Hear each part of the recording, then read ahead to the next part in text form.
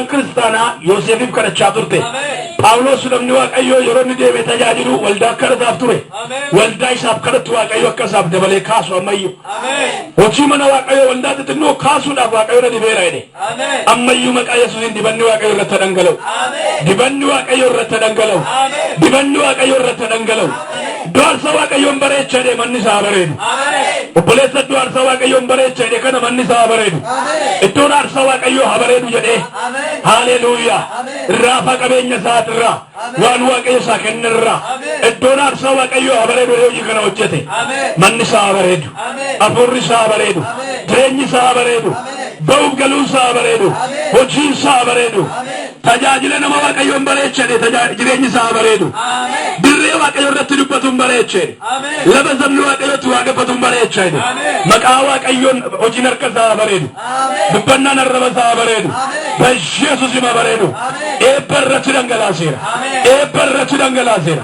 Du'a dingataa irra dabarseera. Balaa akka tasaa irra dabarseera. Balaa konkolaataa irra dabarseera.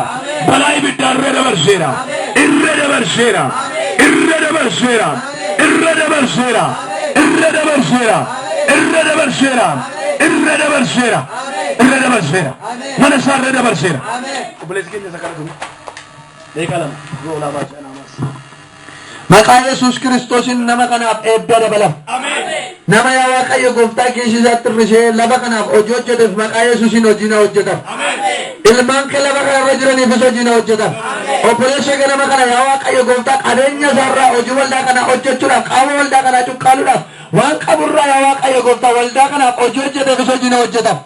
Maqaa gooftaa Yesuus Kiristoosin hojiina hojjetam. Amma yaa Waaqayyo gooftaa fageenyarra taa'ee dhimma lafa kanaatiif kan honnate dhimma lafa kanaatiif yaa Waaqayyo gooftaa inaaffa guutuu kan godhate dhimma isaatiif fagoof dhiyoodha yaa Waaqayyo gooftaa hojiin hojjetamaa jalqabu. Eebbi dhimma isaatiif ta'u eebbi jireenya isaatiif ta'u eebbi mana isaatiif ta'u eebbi hojii isaatiif ta'u fagoof dhiyoodha ramadamuuf xinnaan isaa guddaa ta'ee jiraachisuu jalqabu. Wanti inni hin jirre jedhee inni ilaalu yaa Waaqayyo jiraachuu fee jalqabu. Onaara jedhee kan inni ilaalu jallisuu jalqabu. Sitti hin jiru kan inni jedhu abdii horachuu jalqabu. Haleluuyaa. Wanti inni kubeera jedhu lafaa ka'uuf. Wanti inni abdii godhate lafaa ka'uuf. Wanti inni jigeera jedhe hayyaa dhaabatu. Hafuunni baramee baay'ee dhagee qaama godhatee jasaatti mul'atu. Kana booddee yaa Waaqayyo nama kanaaf halluutti nu ageeddaramu. Duwwaan nama kanaa guutuu jalqabu. Qaawwi nama kanaa cuqqaalamoo jalqabu. Xinnaa qabuun hojii hojjete waan guddaa irra isa dhaabeeti. Haleluuyaa. Ati waan xinnoo irratti amanamtan immoo waan guddaa irra si dhaaba jedhamee barreeffamee jira. Nama waan xinnaa qabuun hojii hojjete waan guddaa irra dhaabeeti. Nama waan xinnaa qabuun lafa kanaaf hojii hojjete waan guddaa irra dhaabeeti. Ilmaan lafa kanaaf hojjetan ilmaan lafa kanaaf hinaaffaa gaarii qaban ilmaan nama kanaaf mul'ata gaarii qabaniif maqaa Yesuus Kiristoosin hojiidha hojjetamu. Jireenyi isaanii kallattii kamiiniyyuu geejjibamuu jalqabu. Lafa jiranii sagalee baaseera. Iddoo jiranii sagalee baaseera. Eebba isaanii irratti sagalee baaseera. Waan isaaniif ta'u irratti sagalee baaseera.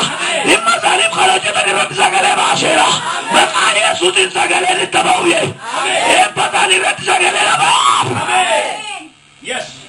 Kan ittiin lolu yoo jiraate, kan ittiin mormu yoo jiraate, karaa darbaa kan dhowwatu, kan nanqu yoo jiraate, maqaa Yesuus Kiristoosin namoota kana duraa ka'u.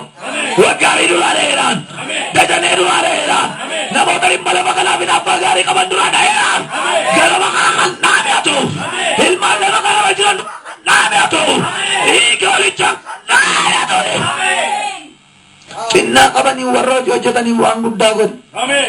Maqaa Yesuus Kiristoosin waan guddaa na ta'uuf. Dhuga baatii haaraa qabatanii gara lafa kanaa dhufan. Dhuga baatii haaraa qabatanii gara iddoo kanaa dhufan.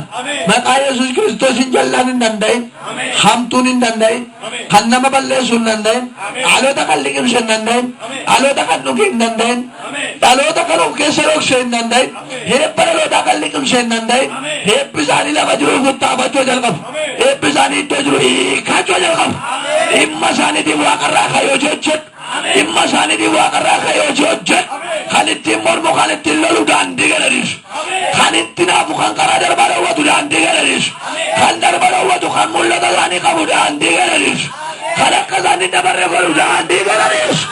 Karaa isaaniirraa hin namaan kun gangarfamu. Ameen.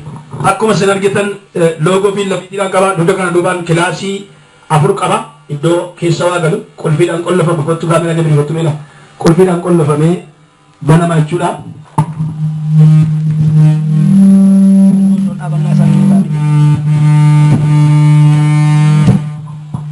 Kilaasii sadii qaba jechuudha.